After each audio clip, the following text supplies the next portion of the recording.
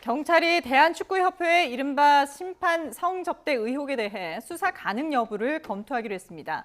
15년 전 사건인 만큼 공소시효 문제가 핵심 변수가 될 전망입니다. 네, 이러한 성접대 파문 일본으로도 번졌는데요. 일본 언론들은 일본 축구협회가 자국 심판 4명을 대상으로 조사에 착수했다고 보도했습니다. 관련 내용 포함한 사건 사고 이경민 변호사, 임주혜 변호사와 함께하겠습니다. 어서 오십시오. 안녕하세요. 안녕하세요. 네. 자, 홍명보 전 감독의 선임 과정을 수사해오던 경찰이 최근 불거진 이 심판 성접대 사건도 수사할 수 있는지 검토하겠다라고 밝혔는데 결국은 관건이 이 공소시효가 되겠죠. 그렇습니다. 지금 이제 이야기가 나오고 있는 게 2011년 기준이거든요. 그렇게 되면 지금으로 따지게 되면 15년 정도 되는 건데 네. 사실 이제 공소시효 15년이 적용되는 건 딱 까놓고 말씀드리면 무기징역, 무기금고형에 해당하는 그 죄명만 이제 대상이 되기 때문에 사실상 지금 성매매와 관련된 부분은 성매매, 알선 행위 등에 관한 처벌법이 이제 적용이 되는 거고 네. 사실 그런 경우라고 할 것 같으면 사실 이 대상은 아니라서 그래서 15년이 지난 상태가 됐거든요.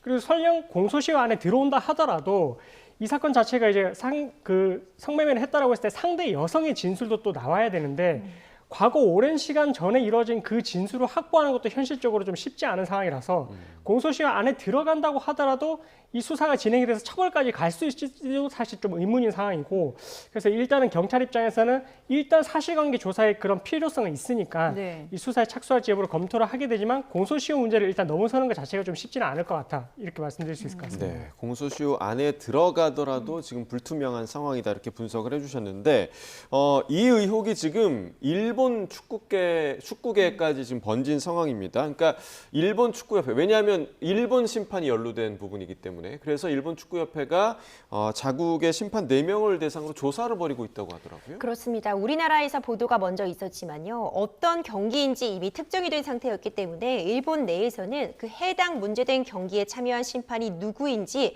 이미 신원이 특정이 된 상황입니다. 예. 일본 국적의 심판 4명이 문제되고 있는데요. 일부는 여전히 일본 축구계에서 활동을 하고 있는 상황이기 때문에 일본에서도 내부적으로 이건 조사해야 되는 부분이다. 짚고 넘어갈 부분이다라는 부분에 목소리 힘이 실리고 있습니다. 결국 우리보다 좀 더 빠르게 조사가 진행되고 있는 모양새입니다. 일본 내부적으로도 당시에 이 심판 업무를 담당했던 인원들에 대해서 그 전후 과정, 실제로 접대를 받은 바가 있는지, 접대를 받게 된 경위가 어떠했는지, 어떠한 과정으로 당시 이 경기 진행을 맡았는지 이런 부분에 대한 수사가 진행될 것으로 지금 전해지고 있고요.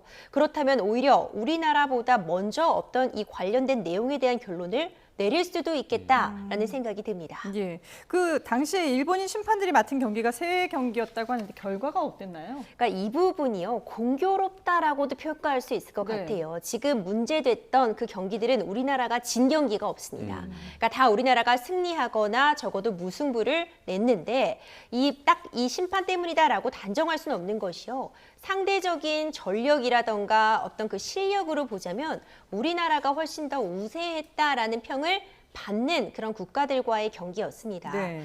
이 심판이 실제로 우리가 우승하거나 무승부를 내는데 어떤 이권을 제시했다, 우리에게 더 유리한 판단을 했다라고 단정할 수는 없는 상황이지만요. 그럼에도 불구하고 어쨌든 결과론적으로 보자면 공교롭게도 참 공교롭다는 말을 쓰게 된 자체가 참 슬프고 화가 나는 상황인 것 네. 같은데 열심히 뛴 이 선수들에게는 참 미안한 얘기지만 공교롭게도 승리하거나 무승부가 나온 상황입니다. 예. 자, 이게 이제 결국에는 경기의 결과로까지 이어졌는지에 대해서는 사실상 그 조사 대상이 되는 심판들의 양심에 달린 그런 문제가 아닐까 좀 생각이 드는데 그러면 이런 조사 결과가 발표가 되면 당시의 진상이 조금 밝혀질 거라고 예상하십니까?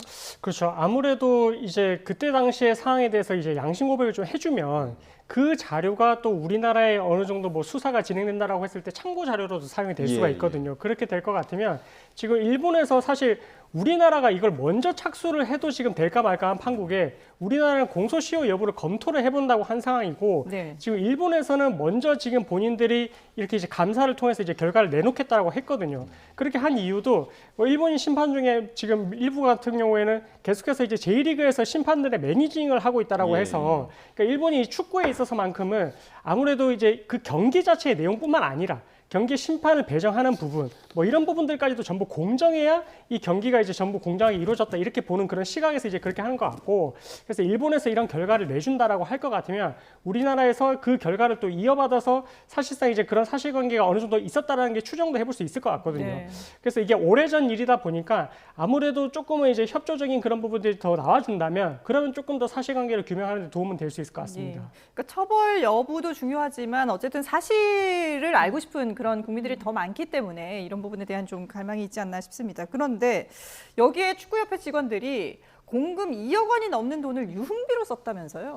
그렇습니다. 이게 지금 뭐 그때 당시에 이제 성접대도 문제지만 이후에 또 이제 봤을 때 전 현직 임직원들 18명이 당시 이제 사용했던 그 법인카드 비용이 보니까 골프장도 이제 사용을 했었고, 네. 유흥 단란주점, 그다음에 이제 안마 시술소, 피부 미용실, 노래방 이렇게 지금 1,501회에 걸쳐서 2억 1,600만 원을 사적으로 유용을 했다.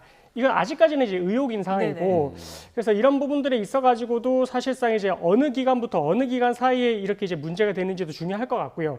이것 또한 사실은 처벌을 받는다라고 할 것 같으면 결국 공소시효 문제입니다. 공소시효 문제로 들어가서 처벌이 될 수 있는 상황이면은 당연히 이제 더 이제 전현직 임직원도 소환을 해서 이제 그 사실관계를 밝히게 될 텐데, 일단은 그 제가 봤을 때는 이게 그동안의 감사 절차를 통해서 아니면 압수수색 통해 가지고 이번에 이제 이런 결과들이 어느 정도 이제 드러나기 시작하니까, 그래서 과거에 이런 비리, 그다음에 불합리했던 부분들, 그다음에 이제 부정부패 이런 부분들에 대해서도 지금 수사가 계속 진척이 있는 것 같고, 네. 그래서 이런 부분들에 대해서는 앞으로 대한축구협회가 조금 더 이제 깨끗해지는 데 있어서는 아마 이제 그 단초가 되지 않을까 이렇게 생각을 하고 있습니다. 네, 만약에 사실이라면 이 축구협회의 도덕적 해이가 상당히 좀 심각했다라고 지금 판단할 수 있는 부분인데 명명백백히 좀 밝혀져야 할 것 같고요. 자, 축구협회 관련해서는 지금 뭐 과거 성접대 의혹 외에 홍명보 전 감독 선임 과정에서의 의혹도 지금 불거진 상황인데, 당시에 모든 책임을 끌어안겠다라고 했던 이임생 전 대한축구협회 기술총괄이사의 입장이 조금은 달라진 것 같습니다. 준비된 영상 함께 보시겠습니다. 누군가는 절차대로 이것을 진행해야 될 사람이 필요했습니다. 홍명보 감독님을 뵙고 제가 결정을 한 후에 현재 위원회 분들을 다시 소집해서 미팅을 해야 되지만, 이 부분을 제가 다시 미팅을 하게 되면 다시 이게 언론이나 외부로 나가는 것이 두려웠습니다. 네, 지금 이 3명의 후보자들의 결정은 제 판단에서 한 겁니다. 회장님이 저에게 모든 권한을 주셨기 때문에 이번 감독 결정은 투명하게 절차대로 제 스스로가 결정을 했습니다. 네, 2년 전 내용입니다. 2년 전에 본인이 얘기하기로는 나에게 모든 권한이 있었고 내가 결정을 했다, 이런 이야기를 했지만, 지금 2년이 지난 시점에서는 홍명보 감독을 뽑은 게 자신의 의지가 아니라 정몽규 전 회장의 지시였다, 이런 취지로 지금 말을 바꾼 상황인데 왜 갑자기 말을 좀 바꿨을까요? 본인이 취했던 입장이요, 달라졌습니다. 예. 톤이 완전히 바뀌었다라고도 볼 수 있을 것 같은데, 물론 전혀 다른 이야기를 하고 있는 건 아니지만 앞서 본인이 스스로 결정했다라고 밝히는 자리도 모든 언론 앞에서 한 이야기입니다. 네. 그러니까 이미 충분히 검토하고 본인이 어떤 이야기를 할지가 계산된 상황에서 정제된 언어로 한 말이고요. 이번에 새롭게 드러난 그런 내용들을 보자면 이전과는 다른 부분이 눈에 띕니다. 그러니까 정몽규 전 회장의 지시가 있었고, 그 지시에 따라서 감독 선임 과정에 어찌 보자면 본인은 그 지시에 따라서 수동적으로 그 절차에 참여한 것뿐이다라는 취지로 지금 소송에서 구체적으로 반박을 하고 있는 겁니다. 어떤 지시가 있었는지도 좀 상세하게 이야기를 하고 있거든요. 먼저 정몽규 전 회장이 면담을 하라라는 면담 지시가 있었다는 겁니다. 그 지시가 있었기 때문에 본인이 홍명보 전 감독을 이른바 이 빵집 면접, 이 빵집에서 직접 만나서 여러 가지 질문을 하고 그에 대한 답변을 적었던 것이고, 이 자리에서 이 면담 결과를 또 전 회장에게 보고를 하자, 그렇다면 김정배 부회장과 구체적으로 상의하라라고 하면서 홍명보 감독으로 하라라는 결정을 내려줬다는 겁니다. 그 이후에 내부적인 상의를 거쳐서 홍보팀에는 이제 이와 관련된 내정된 사실을 안내하라는 지시가 있었고, 또 계약과 관련해서는 계약 담당자가 진행하게 하라라는 구체적인 지시에 따라 업무가 이루어졌다라는 취지로 반박을 한 건데요. 결국 본인이 모든 전권을 위임받아 독자적으로 내린 결론이었다라는 점에서 완전히 그 입장과는 달리 어찌 보자면 수동적으로 지시에 따라 본인은 일한 것에 불과하다라는 취지의 발언으로 해석이 될 수 있어서 최종적으로 어떤 식으로 이제 소송에서 참여를 해서 이야기를 해 나갈지 좀 더 지켜볼 필요성이 있습니다. 입니다. 앞서서 이제 이임생 전 이사의 바뀐 입장 들어봤는데 여기에 새로운 의혹도 불거졌습니다. 이번 월드컵 32강 진출 실패 이후에 정몽규 전 축협 회장이 자신의 휴대전화를 교체한 것으로 알려졌는데 이때 경찰 수사가 본격화될 그 시점이었다면서요? 그렇습니다. 사실 이제 우리가 보통 경찰 조사가 들어갈 때 가장 먼저 이제 하는 게 강제 수사에 있어서는 휴대폰을 압수하는 것이거든요. 그래서 왜냐하면 휴대폰에 이제 어떻게 보면 관련자들과의 대화 내용이라든지 아니면 그동안에 이제 축적됐던 이제 뭔가 증거로 볼 수 있는 기록들이 많이 남아 있다 보니까 그래서 그렇게 하는 건데 근데 정말 이것도 공교롭게도 시기가 이 32강에서 탈락되는 게 확정되고 나서 네. 어떻게 보면은 그 전에 이제 진행됐던 거는 이제 문화체육관광부에서 임의로 특정 감사를 실시를 해서 그때 당시 이제 자격정지 이상의 중징계를 내려달라고 했었던 부분이고 이거는 이제 본인의 그런 신분과 관련이 있었던 부분이라면 이제 진행될 수 있는 건 혹시나 이제 이런 부분들에 대해서 업무방해, 형사처벌 대상이 될 수 있는지 여부가 이제는 어떻게 보면 목 끝까지 이제 차올랐던 상황이고 그런 상황에서 가장 결정적이라고 할 수 있는 휴대폰 자체를 이렇게 이제 새로 구입을 하는 방법으로 이렇게 뭔가 증거를 인멸한 게 아니냐 뭐 이런 부분들에 또 시각이 제기될 수가 있는 부분이라서 그래서 만약에 일반인 같은 경우에는 이렇게 이제 형사 사건이 진행되는 중에 휴대폰을 폐기를 해버리면 구속영장이 청구될 수도 있습니다.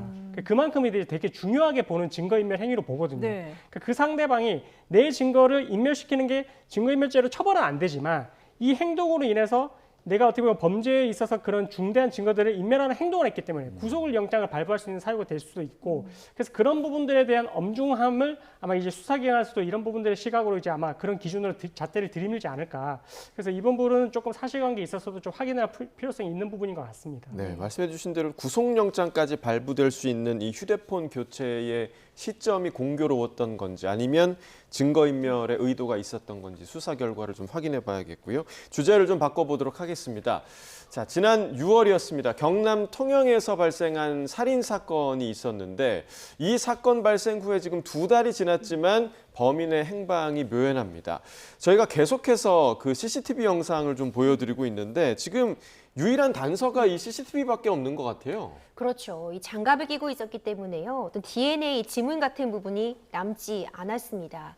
그런데 요즘같이 과학 수사가 발달한 시점에 이 CCTV 영상이 남아 있는데도 아직까지 이 용의자의 신원이 특정되지 않은 점도 의아한 것이 사실입니다. 지금 보시는 이 영상을 보면은요, 범인의 외관이 사실 복면을 쓰고 있고 장갑을 끼고 있기 때문에 명확하게 확인은 어렵지만 특이점들은 보입니다. 이제 20대에서 40대 초반, 사실 나이대를 특정하기는 좀 어려워 보여요. 네. 하지만 그래도 좀 비교적 젊은 층일 것이다 예측이 되고 있고요. 170cm 중반 정도의 키로 보여집니다. 특이한 문양의 신발, 이 신발 브랜드가 사실 특정이 될 수 있는 그런 신발을 신고 있고 오른쪽 발 뒤꿈치가 좀 밖으로 빠지는 그 모양을 봤을 때 오른쪽이 우리가 얘기하는 뭐 평발일 것이다. 오른쪽 다리의 걸음걸이가 조금 특이하다. 이런 법 보행 분석까지 가능한 상황입니다. 그런데 이 영상은 남아있지만 다른 특이점이 없는 겁니다. 이 CCTV 영상을 보면은요, CCTV와 눈 맞춤을 하는 듯한 예. 모습까지 네. 확인이 되고요. 마치 이 집안에 대해서 굉장히 잘 알고 있는 사람처럼 좀 빠르게 하고 신속하게 좀 편안하게 빠져나가는 모습이 보입니다. 면식법인 가능성도 열어두고 있고 뭐 외국인일 가능성, 모든 가능성을 열어두고 있지만 현재까지는 전혀 특정한 단서를 찾고 있지 못한 상황입니다. 예. 지금 그 화면에 보이는 모습 보면은 이 뒷모습이 보이는데 양손에 뭘 들고 있거든요. 이게 뭐였나요?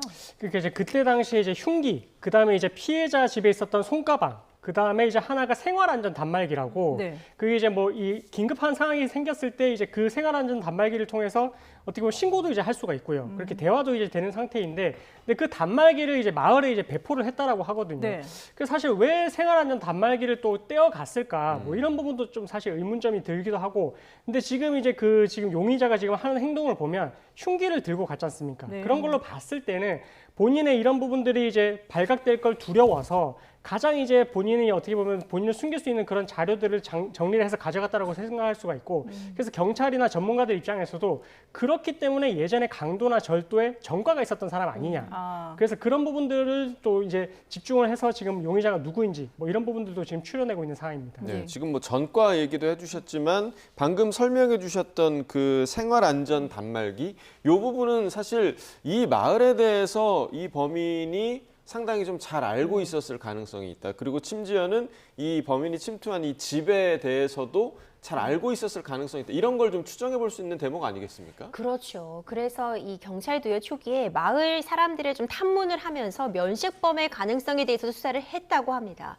그런데 아직까지는 뚜렷한 증거가 없는 겁니다. 앞서 지적해 주신 것처럼 이 생활안전 단말기 같은 것들이 집에 갖고 있다. 그래서 내가 이걸 들고 가지 않으면 곧바로 신고가 뒤따를 수 있다는 점을 알고 있을 가능성 충분합니다. 그렇기 때문에 이 해당 지역에 대해 잘 알고 있고 심지어 이 집에 대해서도 잘 알고 있었을 가능성도 있습니다. 또 경우에 따라서는 공범이 있을 가능성, 여러 가지 가능성이 열려 있어 보이는데요. 네. 뭐 원한이나 금전 관계에 의한 그런 원한에 의한 살인의 가능성까지도 점쳐지고 있는데 뚜렷한 단서가 나오지 않고 있기 때문에 애를 먹고 있습니다. 결정적인 제보를 하는 이런 제보자에게는 포상금 1억 원까지도 지금 걸려 있는 상황이지만 네. 뭐 여러 제보는 뒤따른다고 해도 어떤 결정적인 단서는 아직까지 확인이 되고 있지 않습니다. 예, 말씀하신 것처럼 결정적인 단서가 들어오지 않고 있는데 물론 이제 수사가 더 길어지면서 그 사이에 들어올 수도 있겠지만 만약에 지금처럼 이런 상황이 계속된다면 미제로 남을 가능성도 있을까요? 근데 그럼에도 불구하고요. 저는 증거가 비교적 뚜렷한 사안이라고는 생각도 듭니다. 네. 일단 CCTV 영상이 남아 있습니다. 사실 만약 이 용의자 이 피해자를 아는 사람이라면 이 영상만으로도 누군지 알아볼 수 있을 것이거든요. 우리는 이 사람이 모르는 사람이기 때문에 전혀 특정을 할 수 없겠지만 네. 특이한 발걸음이라던가 이 인상착이라던가 이 외형을 보면 제보가 충분히 뒤따를 수 있어 보입니다. 이미 뭐 외국으로 갔을 수도 있다. 이미 도망쳤을 수도 있다라는 가능성까지는 나오지만 저는 그럼에도 불구하고 계속해서 추적해 나간다면 장기 미제까지는 가지 않을 것이다. 좀 더 적극적인 수사가 있다면 반드시 검거 가능하리라 봅니다. 네, 결정적인 제보를 통한 검거가 좀 하루빨리 좀 이루어졌으면 좋겠다라는 생각이 좀 들고요. 자, 이번에 다룰 내용은요. 간 큰 퇴사자 이야기입니다. 한 퇴사자가 이전에 다니던 회사를 들락거리다가 경찰에 붙잡혔는데 4차례에 걸쳐서 이렇게 들락거리다가 무려 1억 5천만 원 상당의 물품을 훔쳤다라는 소식이 있더라고요. 지금 보고 계신 이 화면이죠? 그렇습니다. 지금 이제 아까 보셨는지 모르겠지만 방금 이제 용의자가 들어갈 당시에 왼손에 들고 있었던 게 회사의 마스터키였습니다. 마스터키고 지금 보시면은 그 손 왼쪽 손을 들었을 때 그때 이제 시계가 나왔지 않습니까? 네. 예. 시계 같은 경우에도 원래는 이제 본인 들어갈 때는 시계가 없었고요. 나왔을 때 이제 시계를 차고 본인 머리를 만지는 모습이었거든요. 예. 그러니까 들어갈 때는 빈손으로 들어갔다가 나올 때 계속 이제 한 손, 양손 가득 지금 물건을 가지고 나오는 그런 모양새인데 이 사람이 지금 이제 확인을 하고 보니까 과거에 이 회사에서 근무를 했던 사람이었고요. 네. 그리고 과거에도 이런 뭐 법인 차량이라든지 그런 이제 경제적으로 뭐 문제를 일으킨 부분이 있었어가지고 그래서 퇴사를 했던 그 범인인 것으로 특정이 됐습니다. 예. 지금 들고 나오는 물건들을 보면 물품 종류도 상당히 다양한데 그러면 그 이전에 무단으로 쓰다가 해고된 그 부분에 대해서 앙심을 품었던 직원이라고 봐야 될까요? 어떻게 해야 될까요? 그렇죠. 해당 직원은요 이미 뭐 이제 카드 같은 부분, 회사 차량 법인 카드를 함부로 유용해서 해고가 된 상태였다고 합니다. 네. 그렇다면 뭐 앙심을 품었을 가능성 충분히 있고요. 그러니까 회사에 대해서 너무 잘 알고 있고 대표의 집과 관련된 부분, 어떤 고가의 제품이 있는지 너무나도 잘 알고 있기 때문에 너무나도 쉽게 절도를 하고 유유히 현장을 빠져나간 것 같습니다. 이 CCTV 영상을 보면은요 처음에는 빈 쇼핑백 같은 걸 들고 들어갔다가 이 쇼핑백이 가득 채워져서 다시 엘리베이터를 타는 모습까지 굉장히 대범합니다. 네. 이런 죄 같은 경우에는요 야간 주거 침입 절도에 충분히 해당할 수 있고요 절도가 문제가 되기 때문에 중형 피하기 어려운 상황입니다. 실제로 대구로 도주를 하려다가 터미널에서 긴급 체포된 그런 부분까지 확인이 되거든요. 충분히 붙잡힐 수밖에 없는 상황임에도 불구하고 네. 지나치게 너무나도 당당하게 절도를 한 것이 아닌가 생각이 됩니다. 네. 자, 다시 한번 주제를 좀 바꿔보도록 하겠습니다.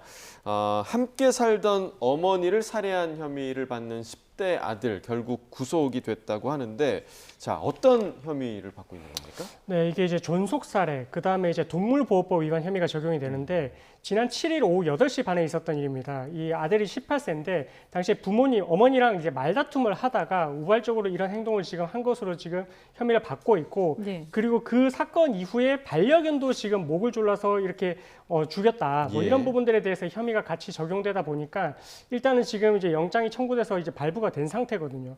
그래서 이 사건에 대해서 지금 어떤 경위를 통해서 그때 당시 진행이 됐는지 이 부분에 대해서는 앞으로 수사 과정을 통해서 조금 더 구체적으로 드러나게 될 것 같습니다.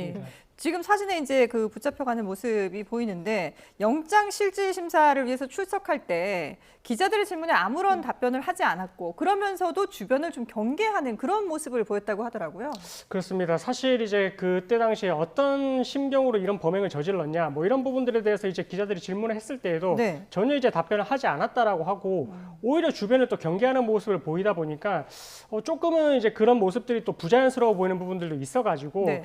그래서 일단은 지금 뭐 어떤 문제가 있는 사람인지 이 부분에 대해서는 지금 드러난 건 없습니다. 다만 이제 이야기하기로는 뭐 과거에 이제 병원 진료를 받은 기록은 있다라고 이제 나오고 있는데 과연 이게 당시에 그때 그 정도로 심각했는지 여부에 대해서는 일단은 지금 사안 조사를 계속해서 이제 통해 가지고 이제 확인을 해봐야 될 부분이고 네. 그래서 일단은 지금 영장이 발부가 됐는데 사실 소년범 같은 경우에는 원칙적으로 영장을 발부를 하지 않습니다. 소년법에 부득이한 경우가 아니라면 영장을 발부하지 않는데 아무래도 사안 자체가 너무나 중하고 그러다 보니까 도주 우려가 있다라고 봐서 법원에서 영장을 발부했다 이렇게 이해하시면 될 것 같습니다. 네, 지금 그 말씀해 주신 부분이 이제 과거에 병원 진료를 받았었다라는 게 과거에 정신과 치료를 받았다라는 건데 만약에 이 과거에 본인이 앓던 정신적인 질병과 이 범죄의 관련성이 확인이 된다면 형량에도 이후에 좀 영향을 미칠 수 있는 겁니까? 그러니까 경우에 따라서는 일정 부분 양형에 참작이 될 수 있겠지만요. 어떤 정신과적인 진료를 받은 바가 있었다고 해서 곧바로 감형으로 이어지는 것은 아닙니다. 예. 너무나도 참혹한 범죄였습니다. 본인의 친어머니를 잔혹하게 살인한 그런 혐의를 받고 있고요. 거기서 끝나지 않고 범행 이후에 반려견까지도 해치는 그런 잔혹한 모습을 보여줬습니다. 네. 어떤 사정이 있었던 것인지 그 이전에 어떠한 갈등이 있어 왔는지까지 현재로서는 확인할 길은 없지만 존속살인죄는 일반 살인죄보다도 더 무겁게 처벌하고 있습니다. 7년 이상의 징역, 사형, 무기까지 내려질 수 있는 굉장히 중한 죄이기 때문에 10대 소년임에도 불구하고 일단 영장까지 청구가 되었다라는 설명 충분히 가능할 것 같고요. 너무나도 안타까운 참혹한 일이지만 그에 따른 처벌은 뒤따를 수밖에 없는 상황으로 보여집니다. 예, 알겠습니다. 네, 오늘 준비한 마지막 주제 살펴보겠습니다. 세계적인 걸그룹이죠. 블랙핑크가 데뷔 10주년을 맞았는데 팬 홀대 논란 등 잡음이 불거지고 있습니다. 먼저 블랙핑크 모습 보고 오겠습니다. 생일 축하합니다. 생일 축하. 다 같이. 사랑하는 블랙핑크. 블랙핑크랑 블랙핑크. 생일 축하합니다. 저희가 좀 커뮤니케이션에서 조금 뭐 문제가 있었던 것 같아요. 저희 너무 죄송하게 생각하고 약간 섭섭한 마음이 있는 블링크한테 미안하다고 사랑한다고 말하고 싶고요. 네, 저희 그래도 저희 마음은 알아주셨으면 좋겠습니다. 네, 맞습니다. 네. 블랙핑크의 완전체 모습을 보셨는데 사실 이 10주년 행사를 준비하는 과정에서도 멤버들이 뭐 누가 참석하네, 뭐 참석 못하네 이런 얘기들부터 해가지고 좀 잡음이 있었는데 이 행사 자체도 또 문제가 좀 있었다고요? 그렇죠. 팬 입장에서는요, 조금 서운할 수밖에 없을 것 같습니다. 그러니까 열돌 10주년 기념이었습니다. 그러니까 블랙핑크가 지금 개개인의 멤버들이 워낙 전 세계적으로 활동을 하고 있으니까 개별 활동에 집중할 수밖에 없다는 부분을 팬들도 인지하고 있겠지만요.